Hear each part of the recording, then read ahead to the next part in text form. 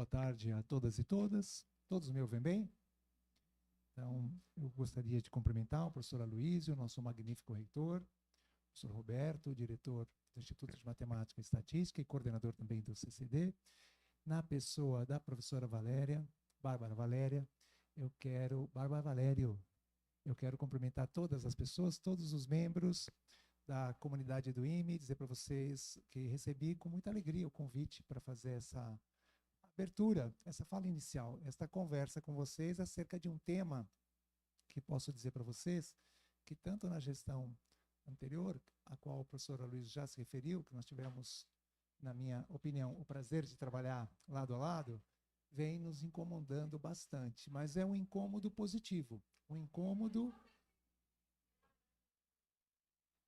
de como lidar com essa questão, como incorporar essa questão e como estar em sintonia com as mudanças da sociedade e, com isso, beneficiar todos os processos. Alô? Melhorou? Ah. Quando eu usei esse microfone, vocês sorriram. Acho que vocês estão ouvindo melhor agora, né? Muito bem. Então, colegas, eu queria começar dizendo para vocês que a época que eu fiz o curso de pedagogia, nós estudávamos 5 disciplinas voltadas ao ensino de história da educação. Então, nós tínhamos história da educação na Antiguidade, história da educação na Idade Média, história da educação na Modernidade e depois história da educação no Brasil até a Primeira República e, por último, história da educação no Brasil da Primeira República aos dias atuais. Vocês imaginam que era bastante história. Aquela época, o pedagogo e a pedagoga eram pessoas que trabalhariam como especialistas em educação, porque a formação para atuação na educação básica ela se dava predominantemente nos cursos de magistério. Acho que todo mundo entende o que eu estou dizendo, né, gente? Todo mundo aqui, a depender da faixa etária, foi alfabetizado por uma professora, na maioria das vezes, que estudou o magistério. Aquelas pessoas que iam para a universidade e iam para os cursos de pedagogia, elas acabavam se inserindo na carreira do magistério numa função que hoje nós chamamos, né, o supervisor de ensino, o diretor escolar ou o coordenador pedagógico. Então, os especialistas de um lado e os professores da sala de aula de outro lado. Não tem a ver com o assunto, o que eu queria dizer para vocês era com relação a tanta história. E se tem algo que a história da educação nos ensina, é que nós, professoras e professores, sempre fomos um pouco resistentes às mudanças. E desde lá, em meados de 2022, quando a inteligência artificial se colocou com muita força para a Universidade de São Paulo, acompanhando o professor Aloísio, nós sempre defendemos a incorporação da inteligência artificial nos seus procedimentos. Tanto é que fizemos um congresso de graduação lá em São Carlos, em 2023, dedicado ao tema da inteligência artificial. Tudo bem? Então, para nós não é um tema recente, no âmbito da Universidade de São Paulo, e eu, agora, na condição de pró-reitor de graduação, em companhia do meu colega, professor Paulo Sano, nós temos feito muita força para não repetir aquilo que eu acabei de mencionar com relação à história. Ou seja, nós não podemos ser resistentes às mudanças. Tudo bem, gente? Nós precisamos ser abertos, né, nos abrir às mudanças e incorporar as mudanças, que no caso pontual é o uso da inteligência artificial no ensino. Então, gostaria de fazer esse preâmbulo e peço licença, se puder acender a luz aqui, acho que vai ajudar um pouquinho. Peço licença para fazer a leitura de um texto que nós preparamos. Quero iniciar cumprimentando o professor Roberto Marcondes César Júnior, atual diretor do Instituto de Matemática e Estatística e do Centro de Ciências para o Desenvolvimento da Inteligência Artificial para Matemática e Aprendizado Inovador, e agradecendo o honroso convite para participar da abertura deste evento. Registro, igualmente, meu reconhecimento ao professor Ronaldo Fumio Hashimoto, já mencionado aqui, sob cuja direção foi formulado o convite que me trouxe a esta ocasião. Cumprimento ainda docentes, funcionários e funcionárias, estudantes e demais integrantes da comunidade universitária aqui presentes, com destaque para adjetivo que nós gostamos de carregar, mas que às vezes pode ser também um substantivo, somos todos, em alguma medida, estudantes, docentes e funcionários, pesquisadores, no sentido que vamos produzindo novos saberes, produzindo novos conhecimentos. É uma satisfação estar no IME para o lançamento do CCD IAMAI, como eu tenho percebido que as pessoas estão usando esta abreviação, o CCD IAMAI. Estava testando para ver se está funcionando para fazer um jogo entre o que eu vou apresentar e o que eu vou ler. Iniciativa de elevada relevância acadêmica e institucional, tanto por sua vinculação à FAPESP, quanto por seu propósito de promover pesquisa e inovação de excelência na interface entre inteligência artificial e educação matemática.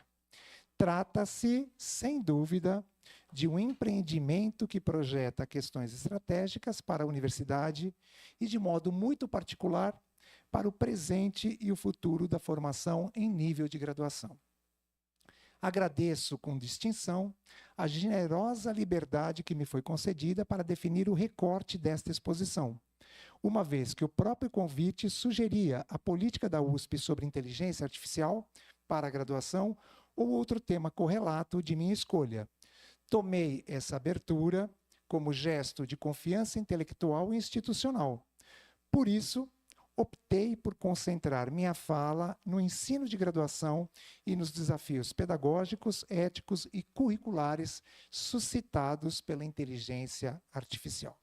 Penso que, neste momento, na Universidade de São Paulo e na maioria das universidades ou na maioria das escolas do mundo, não há um professor, uma professora que não esteja preocupado com esta questão, sobre os vários e múltiplos aspectos. Na preparação desta exposição, considerei também o recente referencial para o desenvolvimento e uso responsáveis de inteligência artificial na educação. Recente mesmo, foi publicado no mês passado pelo Ministério da Educação, documento que reforça a necessidade de enfrentar esse debate com responsabilidade institucional, centralidade pedagógica e compromisso com a formação. É importante que todos saibam que nós, pró-reitores, nas mais variadas pastas, nós não fazemos juramento, mas nós nos alinhamos ao juramento dos outros dirigentes. No momento da sua posse, o professor Aloysio fez um juramento, todos os diretores e diretoras também fazem um juramento. E uma das questões que está sempre presente no juramento é que a autoridade, a pessoa a ser empossada, ela deve cumprir a legislação a respeito do ensino superior. Este documento em específico, embora ele não seja uma normativa legal, ele é um documento que orienta o uso da inteligência artificial. E ele tem um capítulo bem extenso sobre o uso da inteligência artificial no ensino de graduação. Então, este material foi referência para aquilo que nós estamos falando, obviamente, pensando nas intersecções daquilo que nós temos já desenvolvido. Bom, falo, portanto, a partir de um lugar específico, o da pró-reitoria de graduação. Isso significa que meu interesse principal, nesta ocasião, não é o de examinar a inteligência artificial em sua abrangência total, nem o de discutir apenas suas aplicações técnicas mais recentes. O que me interessa é indagar o que acontece com o ensino de graduação quando sistemas dessa natureza passam a integrar de forma crescente as práticas de estudo, a produção de textos, a resolução de exercícios, a elaboração de trabalhos, modos de avaliação e as formas de acompanhamento da aprendizagem. A essa altura, parece-me claro que a pergunta já não é se a graduação universitária deve ou não lidar com a inteligência artificial. Essa pergunta, de certo modo, já foi ultrapassada pelos fatos. A inteligência artificial está presente no cotidiano acadêmico. Ela já ingressou nas salas de aula, nas rotinas de estudo, nas práticas de escrita, nos processos de pesquisa e inovação e nas interações ordinárias entre estudantes e conhecimento. A questão, portanto, não é mais da entrada, mas da orientação. Como situar pedagogicamente essa presença? como enfrentá-la com discernimento, como evitar aprendizagens, como evitar tanto a adesão à crítica quanto a recusa simplificadora. E, sobretudo, como fazê-lo sem abrir mão daquilo que constitui o sentido da formação de graduação. É neste ponto que o debate sobre inteligência artificial precisa ser deslocado para o terreno do currículo. Quando falo em currículo, e aqui cabe uma explicação. Quando falo em currículo, não me refiro apenas ao arranjo formal de disciplinas, créditos e cargas horárias. Refiro-me, antes, ao conjunto das experiências formativas que a graduação torna possíveis. O currículo se expressa nos conteúdos ensinados. O currículo se expressa nos conteúdos ensinados, certamente, mas também nos modos de ensinar, nas formas de avaliar, nos tipos de estudo que se exigem, nas oportunidades de investigação, nas experiências de extensão, nas relações entre teoria e prática, nos vínculos entre ensino e pesquisa e inovação, na organização dos percursos acadêmicos e nas concepções de formação que orientam, de maneira explícita ou implícita, a vida universitária. Em outras palavras, o currículo é um projeto formativo em ato. O que está acontecendo aqui agora é currículo. Mesmo que não tivesse sido previsto, organizado, planejado há um mês atrás, há 2 meses atrás, há 3 meses atrás, mesmo que vocês interromperam outras atividades, né, da sua vida cotidiana para estar aqui agora nesta sala, isso faz parte do currículo. E estando aqui afetado, né, pelo que foi dito, tanto na mesa de abertura quanto neste momento, de alguma maneira você vai se produzindo sujeito nesse processo. Tudo bem, gente? Então, currículo aqui é uma visão um pouco mais ampla. Currículo não é somente aquilo que está no Júpiter, para a gente usar uma palavra conhecida aqui, penso eu, da maioria. Tom, Júpiter é a nossa sede. Tudo bem? É ou não é, Bárbara? É a nossa sede. É grande, é grande. O nosso Júpiter é grande. Bom, e isso significa que a presença da inteligência artificial na graduação não pode ser tratada como uma questão lateral ou meramente instrumental. Ela incide diretamente sobre o currículo porque toca elementos centrais da experiência universitária. O estudo, a autoria, a avaliação, a mediação docente, a produção de conhecimentos, a autonomia intelectual, a responsabilidade acadêmica e o próprio tempo de aprendizagem. De um lado, é evidente que a inteligência artificial oferece possibilidades relevantes para o ensino de graduação. Ela pode apoiar docentes na preparação de materiais, na organização de tarefas, na elaboração de propostas didáticas e na sistematização de informações. Pode oferecer suporte a estudantes em determinadas atividades, ampliar a acessibilidade, diversificar formas de acesso ao conhecimento, favorecer estratégias de acompanhamento e contribuir para identificar dificuldades recorrentes em componentes curriculares com elevadas taxas de retenção ou evasão. Em certos contextos, pode, inclusive, auxiliar na construção de percursos mais atentos à heterogeneidade das turmas e às diferenças de trajetória acadêmica. Portanto, a inteligência artificial nos oferece um recurso importante para pensar tudo isso aqui. Essas possibilidades não devem ser subestimadas. A graduação convive há muito tempo com desafios reais.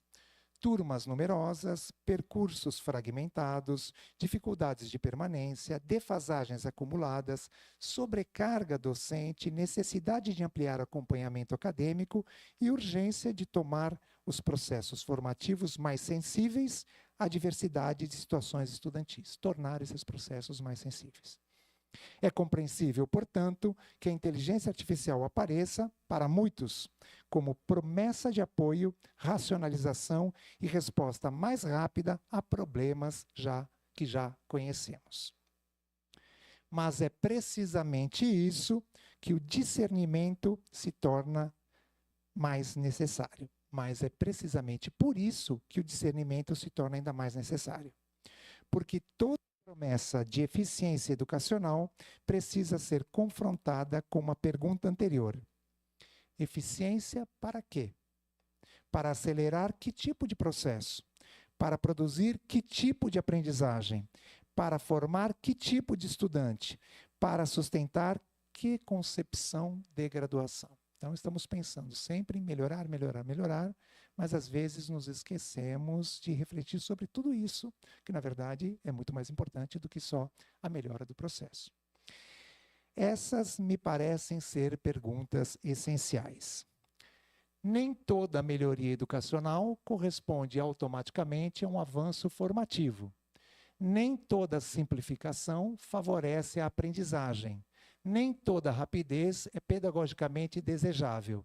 Nem toda resposta pronta contribui para o desenvolvimento intelectual.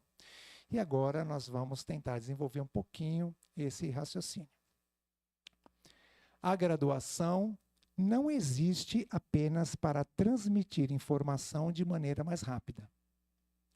Ela existe para formar. E formar aqui significa algo mais exigente do que disponibilizar conteúdos ou facilitar tarefas. Significa introduzir estudantes em modos mais rigorosos e de relação com o conhecimento. Significa criar condições para que aprendam a ler, interpretar, comparar, argumentar, duvidar, escrever, justificar, revisar posições, sustentar hipóteses, reconhecer limites e construir autonomia intelectual. Nós temos feito isso na Universidade de São Paulo há muitos anos. Temos feito isso. A questão é em que medida a inteligência artificial colabora para isto, ou entra a inteligência artificial sem diminuir a riqueza desse processo. Esse trabalho formativo pressupõe tempo, supõe elaboração, supõe mediação, supõe esforço intelectual. Supõe, muitas vezes, passar pela dificuldade, pela hesitação e pelo erro.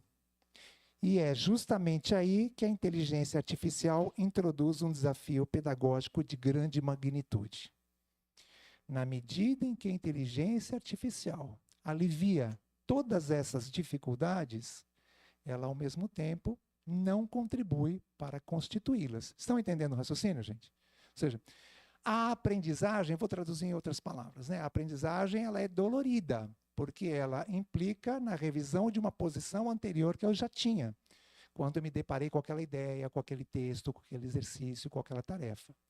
Se entre mim, e aquele desafio, entre a inteligência artificial para suavizar essa relação, tudo aquilo que eu ganhava, na medida em que me empenhava para solucionar aquela questão, fica diminuído, às vezes até desaparece. Deu para entender? Muito bem. Quando sistemas capazes de gerar respostas plausíveis, textos bem estruturados, resumos consistentes e soluções aparentes passam a fazer parte do cotidiano estudantil, a relação entre estudante e aprendizagem se altera. Em si mesma, essa alteração não é necessariamente negativa, mas ela se torna problemática quando o apoio técnico começa a substituir, em vez de sustentar, o movimento intelectual que a formação exige. A formação, ela exige esforço intelectual. A formação, ela exige quebrar aquilo que você tem de mais duro, mais forte, porque ela revê posicionamentos. Então, se você colocar alguma coisa no meio que facilita esse processo, pode não ser tão bom assim. Esse ponto me parece decisivo para a graduação.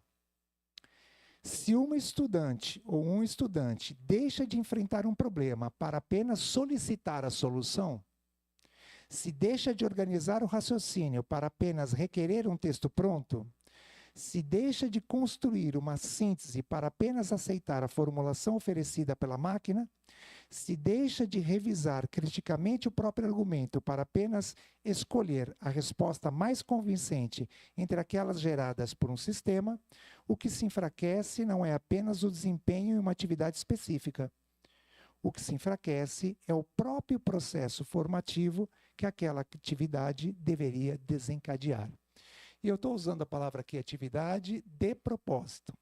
Assistir uma exposição como essa é uma atividade que você precisa prestar atenção, você precisa se concentrar, você precisa se dar conta que o teu pensamento está desviando e voltar a atenção, você precisa tentar entender o que está sendo dito, ou seja, isso aqui é uma atividade também. Ou seja, gente, estou tentando quebrar aquela ideia, viu, professora Bárbara, que às vezes as pessoas pensam que só aprende se estiver fazendo com as mãos. Não é isso, certo? Você aprende lendo um texto, você aprende vendo um filme, etc. Agora, é muito mais produtiva a atividade se após a assistência ao filme a gente debate, a gente discute, a gente troca posições, a gente lê um texto que aprofunda aquela ideia que aquele filme apresentou e assim por diante. Tudo bem, gente? Então, a atividade nesse sentido. Por isso, o debate sobre inteligência artificial na graduação é inevitavelmente um debate sobre a aprendizagem. Então, a literatura disponível hoje vai dizer que só existe aprendizagem quando você vence esse desafio e incorpora uma nova explicação, uma nova ideia, uma nova visão.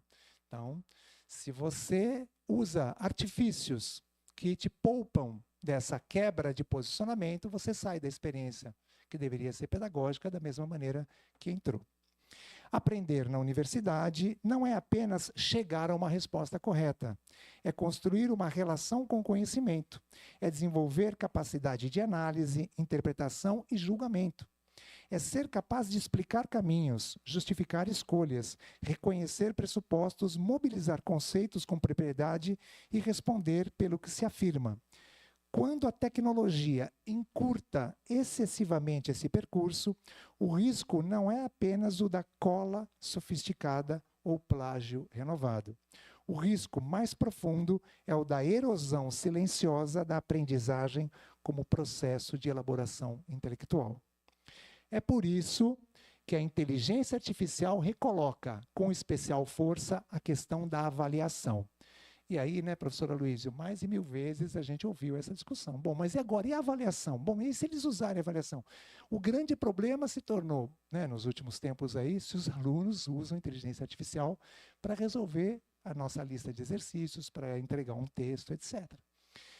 Já faz exatamente 2 anos, muito resultado dessa experiência, que todas as tarefas que eu solicito em sala de aula com os meus alunos, amanhã, por exemplo, é o dia que eu faço isso, são por escrito e são feitas ali no momento. E eu não estou fazendo isso à toa, estou fazendo isso justamente para poupá-los da sedução incrível que é abrir o chat GPT no celular. Tudo bem, gente? Estou fazendo isso para poupá-los. Então, apresenta uma situação, problema, discutimos o assunto, apresenta uma situação, problema e uma tarefa, eles respondem, eu recolho esse material e dou a devolutiva na outra semana.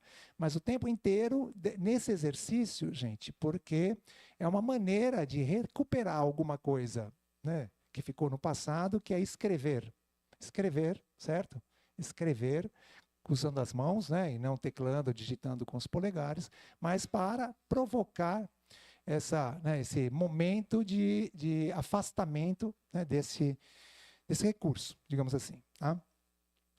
Muito bem.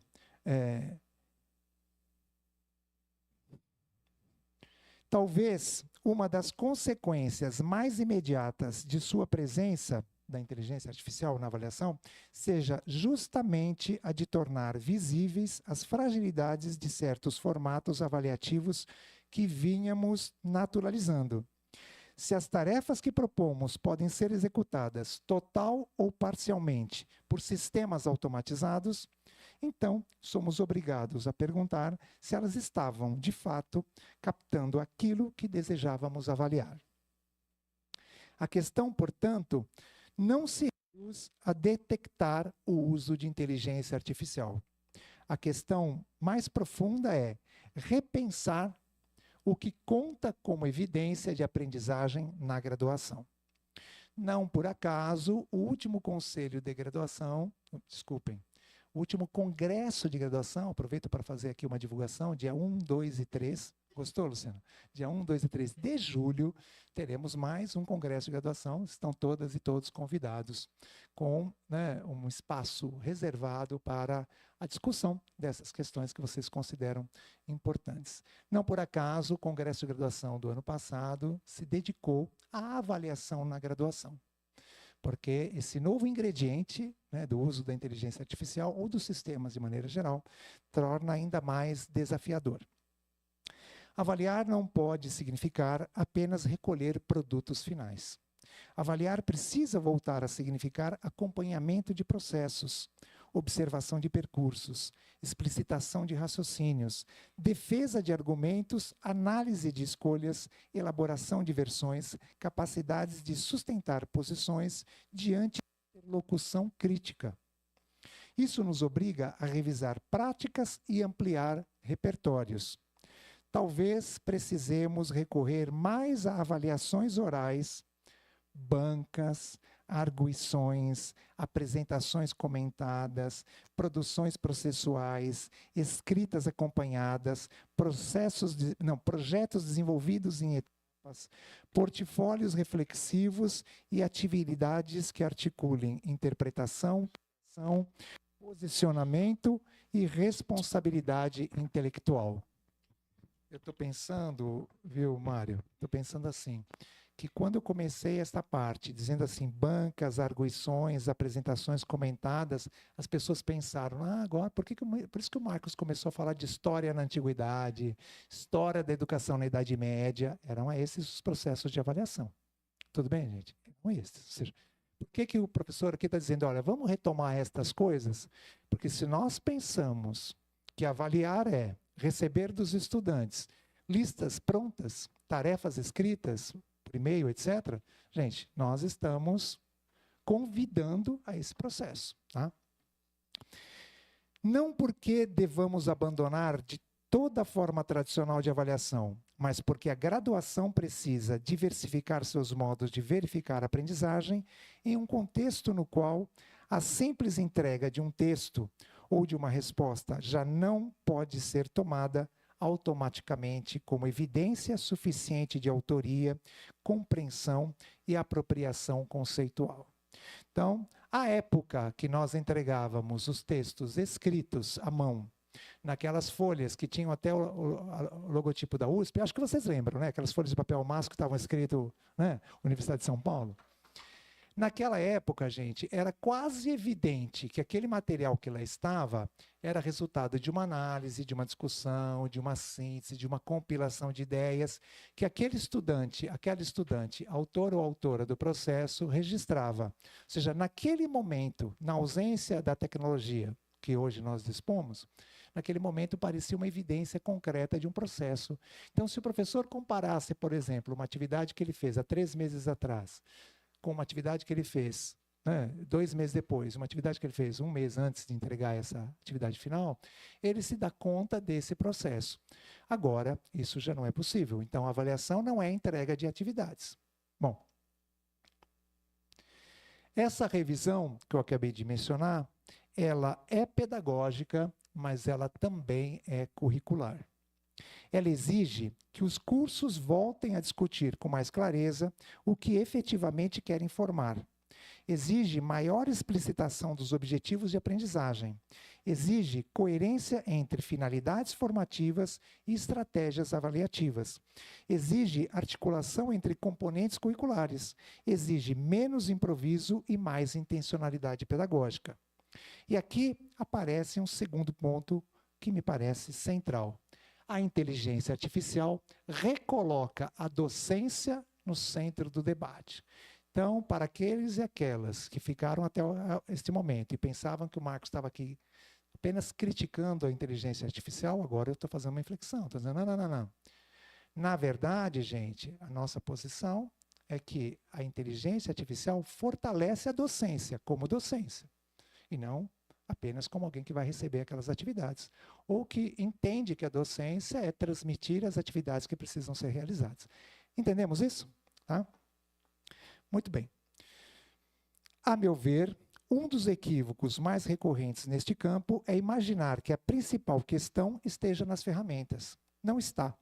A principal questão está na mediação docente, porque não há uso pedagogicamente legítimo da inteligência artificial na graduação sem trabalho docente qualificado, sem discernimento pedagógico e sem capacidade institucional de sustentar critérios. A docência universitária não pode ser reduzida à curadoria de respostas geradas por máquinas, nem à administração de plataformas, nem à mera supervisão de fluxos automatizados.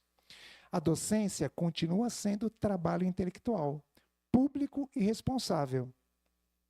É ela que formula problemas, organiza experiências de aprendizagem, interpreta contextos, oferece mediação, estabelece exigências, acompanha processos, lê dificuldades, decide prioridades e inscreve o ensino em um horizonte formativo mais amplo. Em outras palavras, a docência é uma atividade humana por excelência. Ou seja, ser professora, ser professor é pensar em tudo isso. É pensar no processo do estudante. É pensar em qual é a melhor atividade para ele, para ela, qual é o melhor desafio para ele, para ela.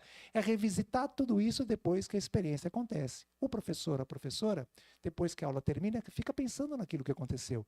O que foi bom, o que não foi bom, como poderia melhorar, por que determinada resposta apareceu, por que aquelas respostas que talvez inicialmente ele tinha expectativa, ela tinha expectativa que aparecessem, talvez não tenham aparecido. Então, tudo isso é que é a docência.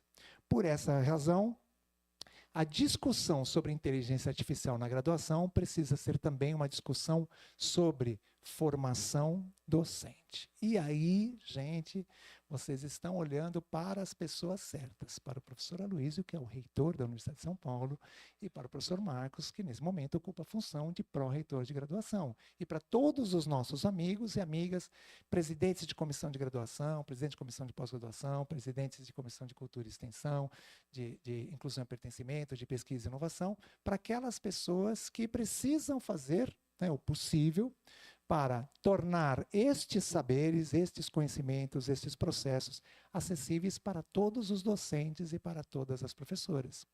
Ao contrário daquele pensamento, digamos assim, mais individualista, né, que as pessoas pensam, não, eu que tenho que me virar sozinho, eu que tenho que aprender sozinho determinado processo, uma vez que nós estamos vinculados a uma instituição de ensino, é responsabilidade, sim, da instituição de ensino prover a formação necessária para o uso adequado dos recursos que estão aí à disposição. Entendemos o raciocínio, gente? Então, não é uma busca cada um por si, né, de aprender esses processos. Tem um componente, né, de desejo, agora que eu vi o Davi ali, né, tem um componente de desejo, tem um componente de vontade, interesse, etc, etc, etc. Mas não é só isso, né? Isso precisa também de condições institucionais para fazê-lo. E é o que temos tentado fazer aí nos últimos anos com o Programa de Desenvolvimento Profissional Docente. Não por acaso, gente, na primeira semana pedagógica, vocês se lembram, em fevereiro do ano passado, as atividades que envolviam inteligência artificial foram as mais procuradas. E de lá saiu um grupo de pessoas que assinaram uma solicitação formal à reitoria, às pró-reitorias de graduação e pós-graduação, um grupo que está refletindo sobre isso, pensando sobre isso. E surgiu desse movimento a ideia de criar um escritório especificamente para tratar dessa questão. Então, é uma questão institucional. E nós não podemos avançar com o uso da inteligência artificial nas pesquisas se nós não pensarmos em como apoiar os pesquisadores e pesquisadoras. E nós não podemos avançar com o uso da inteligência artificial no ensino se nós não pensarmos também na formação dos professores e professoras para que isso aconteça. Hoje de manhã, quando estava pensando naquilo que a gente ia conversar, eu fiquei com vontade de dizer algo que eu vou dizer agora. Eu tomei contato pela primeira vez na minha vida com a internet quando era aluno da pós-graduação aqui na Universidade de São Paulo, né? Então, eu lembro do professor, na sala de aula, falar: vocês sabiam que a internet chegou na USP? Né? Aí todo mundo, internet, o que é isso?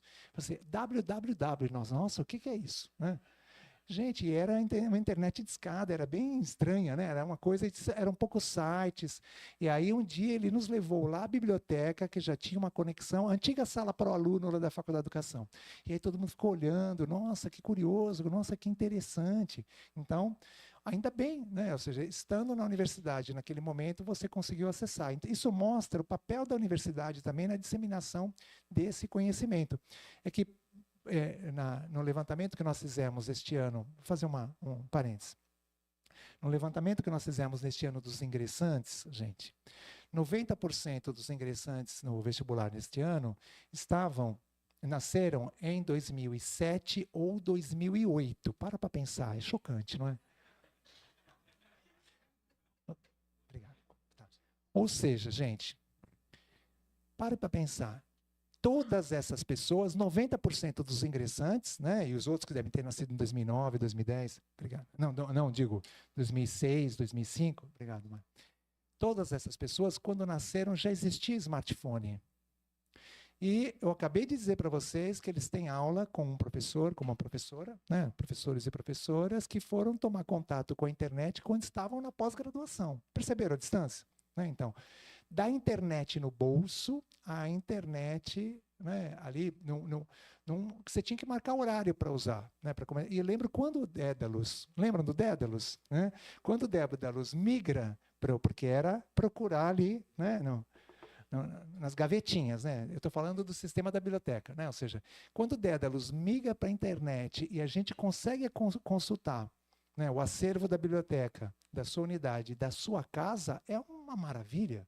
E você começa a fazer solicitação, você não precisa mais ir na biblioteca, entenderam, gente? Não precisa ir lá na biblioteca, pegar o livro, reservar o livro. Não, você faz a solicitação no sistema. Então, olha como as coisas... E hoje, a maior parte, né, a própria Universidade de São Paulo assina a biblioteca virtual, a minha biblioteca. Então, você pode acessar grande parte do acervo digitalmente. Só para a gente ter uma ideia dessas mudanças tão interessantes.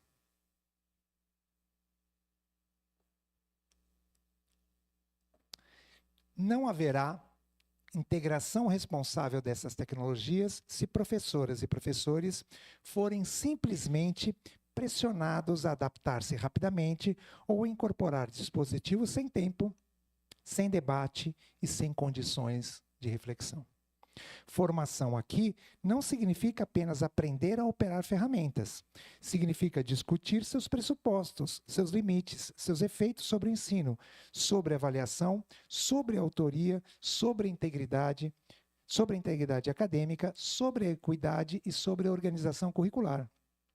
Significa criar espaços institucionais para que a docência possa elaborar coletivamente critérios de uso, de incorporação e de recusa. Sem isso, o risco é duplo. De um lado, a adesão à crítica motivada por promessas de inovação. De outro, a interdição defensiva motivada por insegurança. Desculpem, vou retomar. Sem isso, o risco é duplo. De um lado, a adesão à crítica motivada por promessas de inovação. De outro, a interdição defensiva motivada por insegurança. Nenhuma dessas respostas é suficiente. Mas os desafios... Agora me perdi. Isso, tá certo. Obrigado, gente. Mas os desafios não são apenas pedagógicos, eles são também éticos e institucionais. A graduação produz, organiza e mobiliza grande volume de dados acadêmicos. Trajetórias, desempenho, permanência, retenção, evasão, vulnerabilidades, padrões de engajamento. Quando tais dados passam a alimentar sistemas automatizados, novas questões se impõem. Quem define os critérios de análise? Com base em que pressupostos? Com que grau de transparência? Com que possibilidade de contestação? Sob controle de quem? Em nome de que finalidades? Essas perguntas não são secundárias, porque toda modelagem envolve escolhas, toda classificação envolve critérios, toda recomendação automatizada expressa certa visão de que vale como sucesso, atraso, risco ou insuficiência. Quando a graduação recorre a sistemas dessa natureza, ela não está apenas adotando um recurso técnico. Ela também, muitas vezes sem perceber, inscrevendo-se em determinada racionalidade de gestão e de regulação de percursos formativos. Por isso, precisamos ter muito cuidado para que políticas de acompanhamento não se convertam em formas de vigilância, para que estratégias de permanência não derivem em classificação estigmatizante, para que a promessa de personalização não termine por intensificar normalizações, para que o tratamento de dados não viole direitos de estudantes e docentes. O debate ético, portanto, não é acessório, ele é constitutivo da discussão sobre a inteligência artificial na graduação. E a ele se soma, de maneira indissociável, a questão da equidade. E no momento que eu estava escrevendo esse texto, eu estava bem influenciado por lembranças que nós tivemos da experiência aqui na Universidade de São Paulo e fora da universidade, né, por alguém que pesquisa educação básica, também durante a pandemia. Vocês sabem muito bem que enfrentar a docência e enfrentar a escolarização, digamos assim, durante a pandemia, foi bem mais difícil para algumas pessoas. Tudo bem, gente? Há dados abundantes sobre isso. Professores e estudantes com mais recursos enfrentaram de uma certa maneira. Professores e estudantes com menos recursos enfrentaram de outras maneiras. A Universidade de São Paulo, à época, né, proporcionou, né, o acesso a 2.000 kits. Acho que vocês se lembram desse processo, né? 2.000 kits para garantir que uma parcela da população, dos nossos estudantes, conseguisse acessar aquilo que naquele momento nós tentamos fazer, gente, ensino remoto emergencial, certo? Aquilo não é educação à distância, aquilo é outra coisa. Educação à distância é outra coisa, só para a gente não confundir uma coisa com a outra. Não podemos pressupor que todos e todas os estudantes e as estudantes se encontram diante dessas tecnologias nas mesmas condições.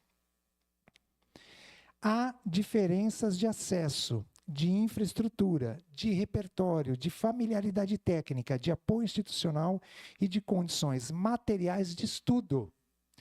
Nós fizemos aquilo durante a pandemia, na emergência, segunda vez que eu estou usando a palavra, e nós víamos que do lado de lá a pessoa estava num contexto conturbado. E muitas vezes nós também estávamos, porque tínhamos que dar conta de outras coisas também. Lembram disso, gente?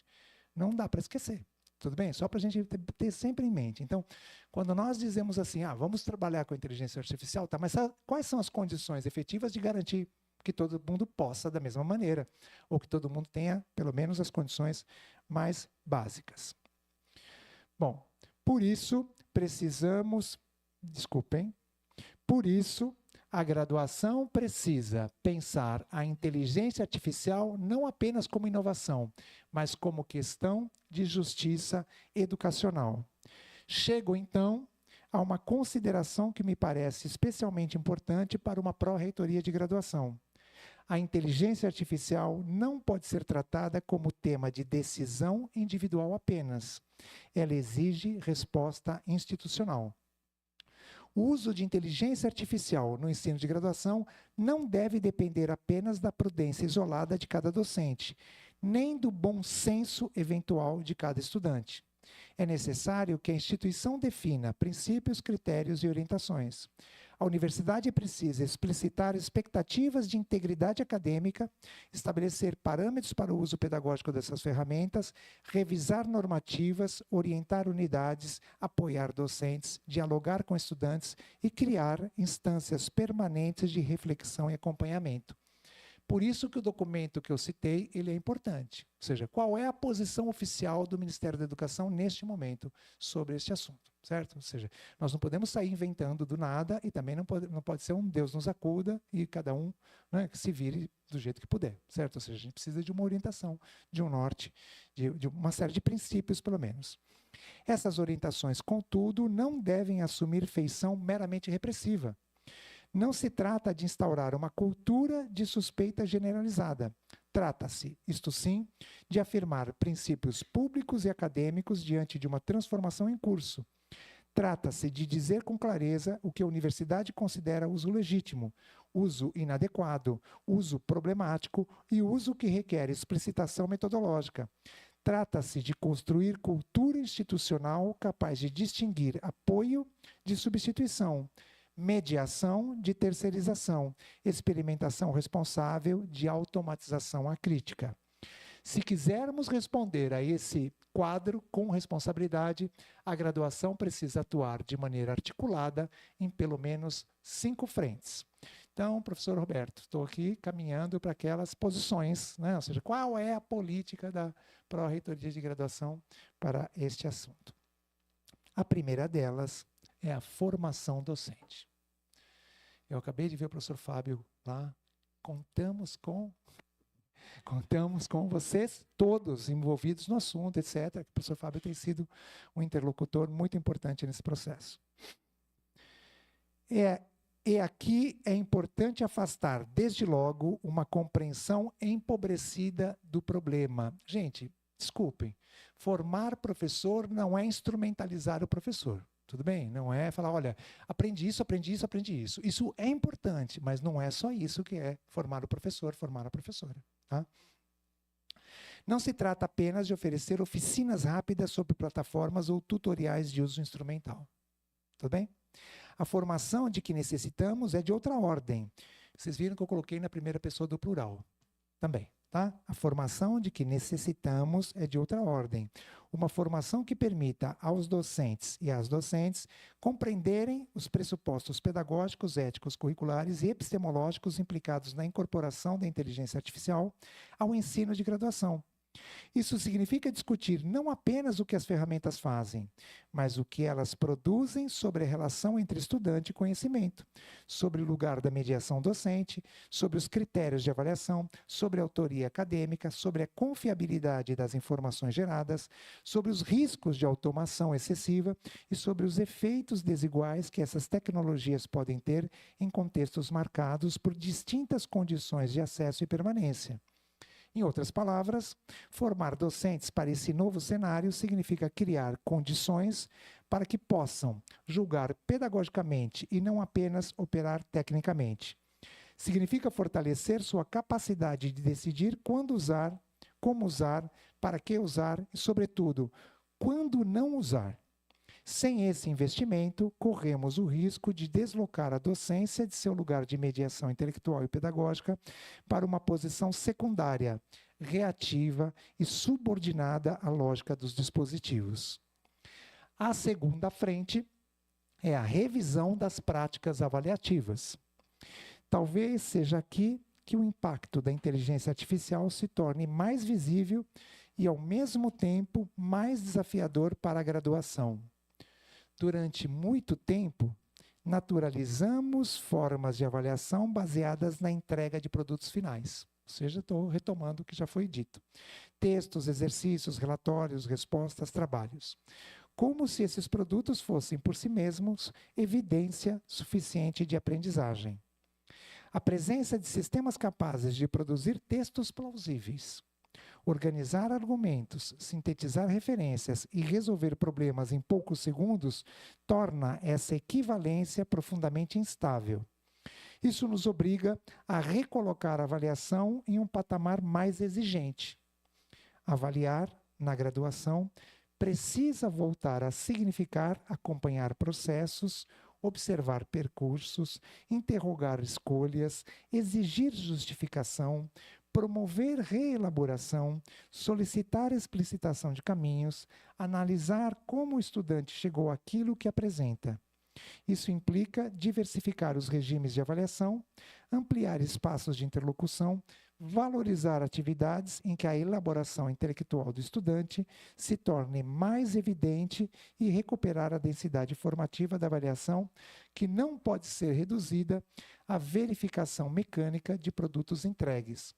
O desafio, portanto, não é apenas impedir usos indevidos de inteligência artificial, mas reconstruir práticas avaliativas capazes de verificar compreensão, autonomia intelectual, capacidade argumentativa, rigor conceitual e responsabilidade acadêmica em um contexto transformado pelas tecnologias generativas. Nesse momento, você que dá aula para uma turma muito numerosa, ou você que é estudante numa turma muito numerosa, você deve estar perguntando, mas professor, como fazer isso numa turma muito numerosa? Não dá para fazer isso numa turma muito numerosa. Tudo bem, gente? Ou seja, acompanhar processo em turmas muito numerosas é bem difícil de fazer. Então, a gente precisa pensar também na maneira de organizar as nossas turmas. Estamos entendendo, gente? Né? Ou seja, se você vai substituir a entrega de atividades por um processo que te permita identificar como o estudante vai se modificando, como ele vai se desenvolvendo, isso te obriga a reduzir o tamanho das turmas. Não tem como fazer de outra maneira. Tá? Pelo menos por enquanto, né, a literatura não mostra alternativas. A terceira frente é a governança institucional. A incorporação da inteligência artificial ao ensino de graduação não pode depender apenas de decisões isoladas, como já foi dito, tomadas de maneira fragmentada por cursos, disciplinas ou docentes individualmente. Um tema dessa magnitude exige orientação institucional. E governança aqui não significa apenas normatização burocrática. Significa construir capacidade coletiva de reflexão, deliberação e regulação. Significa criar espaços e mecanismos capazes de formular diretrizes, acompanhar experiências em curso, identificar riscos pedagógicos e éticos, orientar decisões, sistematizar aprendizagens e sustentar alguma coerência entre diferentes iniciativas. A universidade precisa ser capaz de dizer com clareza quais usos reconhece como legítimos, quais usos considera problemáticos, que situações requerem explicitação metodológica, que procedimentos devem orientar a proteção de dados, como se enfrentam conflitos em torno da autoria e integridade acadêmica e como se compatibilizam inovação e responsabilidade institucional. Sem esse trabalho de governança, a tendência é a proliferação de respostas assimétricas, improvisadas e muitas vezes contraditórias. E isso é especialmente grave na graduação, onde a consistência institucional importa não apenas para a organização administrativa, mas para a própria legitimidade formativa do que se ensina, do que se exige e do que se certifica. Deixa eu dar um exemplo sobre isso que é bem preocupante. Recentemente, né, naquele ano que para mim foi um balizador, né, o ano 2024, recentemente, portanto, né, 2 anos atrás, eu recebi numa turma várias atividades feitas na inteligência artificial que eram facilmente identificáveis. E quando você conhece o conteúdo, acho que vocês sabem o que eu estou dizendo, estou falando para, né, Padre Nosso e para o Vigário. Quando você conhece o conteúdo, você percebe que foi feita na inteligência artificial, certo? Né? Quando você domina o conteúdo e você sabe usar a inteligência artificial, você produz coisas muito boas. É isso. Agora, quando você não conhece, quando você não lê os textos e foi fazer o trabalho na inteligência artificial, gente, em ciências humanas é fácil. Tuf. No momento que eu, né, questionei a turma falou, mas professor, na sala tal, né, porque aluno entrega tudo, viu, gente? Professor, na sala tal, na turma tal, no professor tal ou na professora tal, nem me lembro. Tá? A gente é estimulado a usar a inteligência artificial. Eu falei, mas desse jeito? Eu fiquei surpreso. Gente, cadê a coordenação? Entenderam? Cadê a coordenação? Vamos coordenar essas ações? Vamos combinar o que nós vamos fazer com a turma do primeiro ano? Vamos combinar o que nós vamos fazer com a turma do segundo ano? Vamos combinar até onde pode? Aí vocês vão dizer, não, mas precisa de uma diretriz, precisa de uma orientação. É isso. Né? Isso está sendo aí elaborado, pensado, cogitado, trabalhado. Professor Fábio Cosman, contamos com você. Gente, precisamos elaborar essas coisas, né? Nós não sabemos. A quarta frente, como vocês já viram antes, é a equidade. Eu fiquei apontando os problemas, agora estou dando as direções. Esse talvez seja um dos pontos mais delicados de todo o debate, porque a retórica da inovação costuma ocultar desigualdades concretas sobre as quais as tecnologias passam a incidir.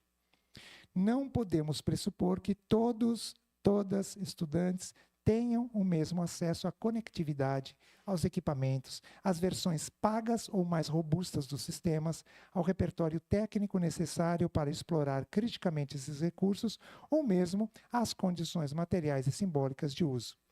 Também não podemos supor que todas as áreas, cursos e unidades se encontrem no mesmo patamar de infraestrutura, apoio e capacidade de experimentação. Em algumas áreas, a experiência tem nos mostrado, nós precisamos utilizar. Em outras áreas, não precisamos utilizar tanto ainda, mas já começamos a utilizar. Então, é óbvio que a presença da inteligência artificial ela muda conforme a área. A gente está pensando aqui em uniformizar tudo isso. Por isso, incorporar inteligência artificial ao ensino de graduação, sem considerar essas assimetrias, é correr o risco de converter vantagem prévia em vantagem acumulada.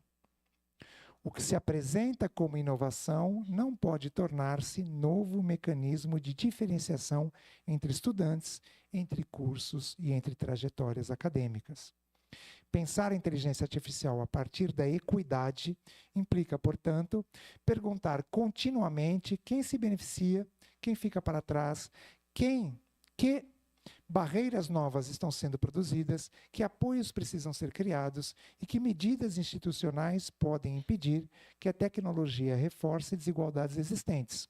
Em uma universidade pública, esse ponto não é periférico, ele é parte constitutiva do próprio compromisso com o direito à educação superior de qualidade. Então, existem, no nosso Júpiter, existem disciplinas que tratam desse assunto, outras vêm sendo criadas. A ideia é que isso seja ofertado para que todas as pessoas possam frequentá-la. Eu quero recuperar aqui uma experiência bem recente. Vocês sabem que existe uma disciplina da PRG dedicada ao estudo da acessibilidade, ao estudo das deficiências. É uma disciplina em parceria com a Univesp, com a Unicamp, com a Unesp. É uma disciplina em parceria com a Secretaria da Pessoa com Deficiência. Sabem disso, né, gente? Os estudantes sabem com certeza. E nós fizemos uma oferta agora, no começo do ano, e essa disciplina passou a ser procurada por funcionários, funcionárias e docentes também. E abrimos 800 vagas. Preenchemos todas e a lista de espera. A questão do uso da inteligência artificial, nós estamos vendo da mesma maneira. Ou seja, se nós criarmos condições, os docentes, os funcionários, as funcionárias também vão aderir, também vão se interessar, também vão aprender, também vão se envolver. A quinta frente é a reafirmação da centralidade da formação de graduação como projeto intelectual, ético e público, e não apenas funcional. Este, a meu ver, é o ponto de fundo que confere sentido aos demais. A discussão sobre inteligência artificial na graduação não pode ser resolvida apenas no plano das ferramentas, dos procedimentos ou das normas de uso. Ela exige que voltemos a perguntar o que entendemos por formação universitária. Se aceitarmos, ainda que implicitamente, que a graduação se destina apenas à rápida certificação de competências operacionais, então a lógica da aceleração, da automação e da eficiência tenderá a parecer suficiente. Mas, se compreendemos a graduação como espaço de formação ampla, rigorosa, crítica e socialmente responsável, então precisaremos sustentar critérios mais exigentes.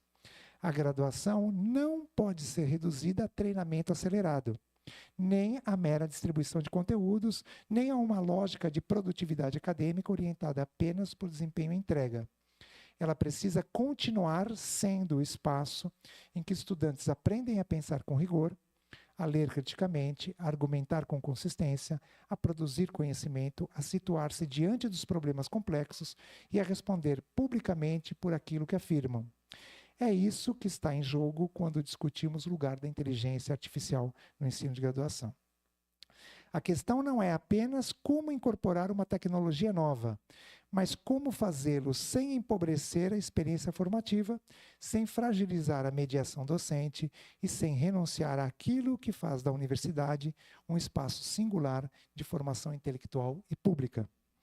Em síntese, o que a inteligência artificial nos obriga a perguntar no âmbito da graduação não é apenas como usar novas ferramentas, mas que tipo de ensino queremos sustentar, que tipo de aprendizagem queremos promover e que tipo de estudante queremos formar. Este é, ao meu ver, o núcleo do debate. O centro da discussão não é a tecnologia. O centro é o ensino de graduação. O centro é o currículo, o centro é a docência, o centro é a qualidade da formação. O centro é a responsabilidade institucional de assegurar que a incorporação de novas tecnologias não empobreça, não fragmente e não terceirize aquilo que constitui a experiência universitária. Gente, é preocupante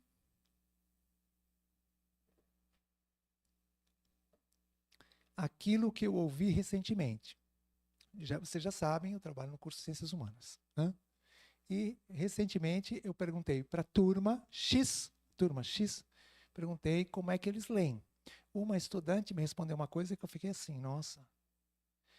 É porque os textos estão disponíveis e a leitura em todos os cursos é fundamental, mas a leitura em cursos de Ciências Humanas, ela é super fundamental porque as aulas, às vezes, se baseiam na mobilização daqueles argumentos, na crítica àqueles argumentos e na construção de novos argumentos. Ciências humanas. Tudo bem, gente? Seja qual for o objeto. Bom, o problema é que naquele dia, aquela estudante falou uma coisa e pela risada dos demais, eu percebi que ela não estava sozinha. Ela disse que ela procura um vídeo no YouTube que tem aquilo já resumido, que tem uma palestra sobre aquilo, etc. E aí ela fica fazendo outra coisa, faz ginástica, faz cozinha, faz alguma coisa e fica ouvindo o vídeo. Tudo bem, gente? Eu me dei conta que era uma prática habitual, certo? É uma prática habitual, porque como tem muita coisa no YouTube, tem muita coisa, né, que está disponível, e textos, etc, etc. E já existem também, né, dispositivos que sintetizam o texto e traduzem isso e a pessoa fica ouvindo. Então, quando nós lemos e pensamos sobre o que lemos, quando nós lemos e mobilizamos conhecimentos anteriores, digamos assim, a cognição acionada ela é um pouco diferente do que quando nós ouvimos. Tá bom, gente? Só para a gente pensar, né? Bom, se desejamos uma graduação mais sensível às diferenças, mais atenta à permanência, mais responsiva às necessidades estudantis e mais capaz de enfrentar os desafios do tempo presente, o caminho mais sólido não é entregar a formação a um algoritmo. É fortalecer a mediação docente, qualificar a organização curricular, ampliar dispositivos de acompanhamento acadêmico, integrar ensino, pesquisa, inovação e extensão, revisar a avaliação e construir critérios institucionais sólidos para o uso pedagógico da inteligência artificial. Em uma universidade como a nossa, isso significa reconhecer que a inteligência artificial é, sem dúvida, um tema estratégico. Mas significa também afirmar com serenidade e firmeza que a formação de graduação não pode ser orientada apenas pelos imperativos da eficiência técnica. Ela deve continuar subordinada a princípios pedagógicos, éticos e curriculares que expressem o sentido público da universidade. Talvez este seja, afinal, o maior desafio que temos diante de nós. Acolher a potência da inovação sem abdicar do juízo pedagógico. Reconhecer a força da tecnologia sem ceder a ela e a direção da formação. Admitir a novidade sem transformar a universidade em mera usuária passiva de soluções externas aos seus próprios fins formativos. Retomam aquelas resistências que os nossos antepassados fizeram às mudanças. Falo um caso que parece pitoresco. Após a invenção da imprensa, com a impressão dos livros, os docentes da escola da época, os professores e professoras, pensaram que ia acabar a escola, porque, afinal de contas, parte do trabalho pedagógico era copiar. Parte do trabalho pedagógico era ler aqueles textos enormes. Puxa, mas agora se está tudo impresso, então vai acabar com a escola? Não, não acabou com a escola. Gente, todas as mudanças que foram entrando na escola, com a televisão a mesma coisa, com o rádio no primeiro momento, depois a televisão, depois o computador. Eu já era docente, já estava em atuação, né? Eu trabalho na docência desde 1986, quando o computador chega na escola. Tudo bem, gente? Então, quando o computador chegou na escola, as pessoas achavam que aquilo ia acabar com a escola. Não, não acabou com a escola. Talvez alguém tenha acompanhado aí um debate que eu e a minha querida colega a professora Carlota Boto, a diretora da Faculdade de Educação, quando nós fizemos uma manifestação pública contrária à proibição do celular na escola. Nós escrevemos isso, né? Da U, São Paulo. E aí é interessante, porque hoje você vê o que você publica e depois você lê os comentários que as pessoas fazem sobre o que você publica. As pessoas te malhando lá, né? Acabando com você. Gente, a questão é a seguinte, qual é a nossa crítica? Primeiro, o celular entrou, tudo bem? Né? O celular entrou, o celular está na universidade. Recentemente, algumas universidades aqui no Brasil proibiram também o celular e as pessoas começaram a mandar para a PRG os prints. Olha, olha, olha, né? Engraçado. Né? Gente, vamos proibir o celular ou vamos trabalhar com ele? O problema da proibição do celular que nós criticamos ali, naquele momento, era, na nossa visão, isso tinha que ser uma decisão da escola e não uma decisão de cima para baixo. Sobretudo num sistema, pena que o Tom foi embora, que eu ia dizer isso para ele, sobretudo no momento em que todos os recursos estão plataformizados. É estranho, não é estranho? Onde o professor entra na sala de aula fazendo chamada com o celular, gente. É assim, se vocês não sabem, estou dizendo, é assim. O professor entra na sala, abre a sede, né, que é a Secretaria Escolar Digital, que eu brinquei com ele ali, e ele vai preenchendo a chamada no celular. Então, peraí, o celular está proibido, mas não está proibido. E os alunos assistem os vídeos. O Centro de Mídias do Estado de São Paulo produz material pedagógico e deixa nos vídeos. Depois a gente proíbe as coisas. Está meio estranho. Entenderam, gente? Ou seja, então vamos incorporar o celular, vamos incorporar as tecnologias, mas vamos fazê-lo, né, de uma certa direção. Bom, quando a graduação fortalece a autonomia docente, qualifica a sua organização curricular e cria condições institucionais para o uso responsável dessas tecnologias, a inteligência artificial pode ocupar um lugar legítimo, o de recurso, apoio e ferramenta, e não o de direção, substituição ou comando. A definição de inteligência artificial como ferramenta está nesse documento que eu acabei de citar. Eles entendem, né, ou seja, o Ministério da Educação entende a inteligência artificial como uma ferramenta. Em outras palavras, a inteligência artificial pode ser bem-vinda à graduação, desde que permaneça subordinada àquilo que não pode ser terceirizado: a formação, a responsabilidade intelectual, a relação pedagógica, a vida acadêmica e a construção do conhecimento. O desafio que se coloca, portanto, é este.